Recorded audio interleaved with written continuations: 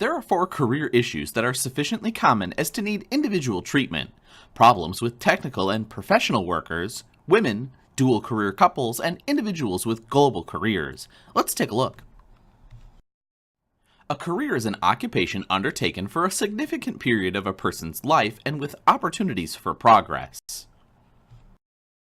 Technical and professional workers, such as engineers, scientists, and IT systems experts, present a special challenge for organizations.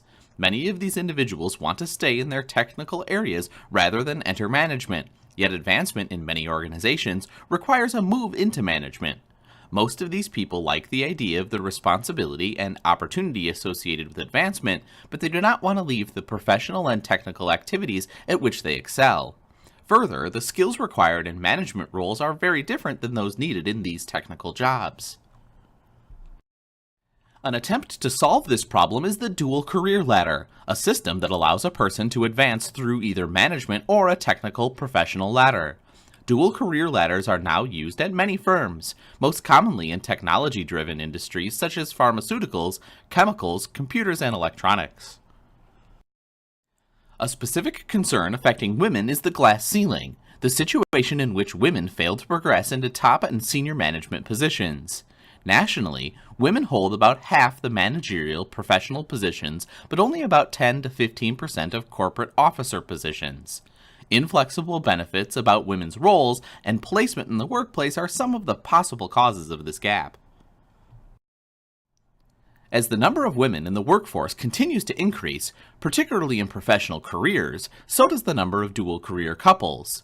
The U.S. Bureau of Labor Statistics estimates that more than 80% of all couples are dual career couples.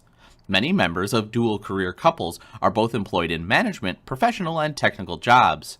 Problem areas for dual career couples include family issues and job transfers that require relocation. Global career management can be even more complex than domestic talent management. The movement of managers and employees can be challenging because corporate policies and cultural characteristics in different countries are often dissimilar, and individual expectations about the success of global assignments can vary greatly, thus affecting motivation and commitment. Successful organizations develop a culture that facilitates the movement of talent globally and improves retention.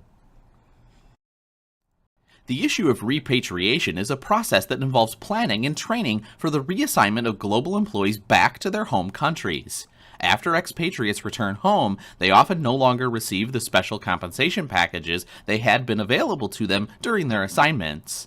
The result is they may feel a net decrease in total income, even if they receive promotions and pay increases. Development is about the efforts to improve employees' abilities to handle a variety of assignments and to cultivate their capabilities beyond those required by the current job.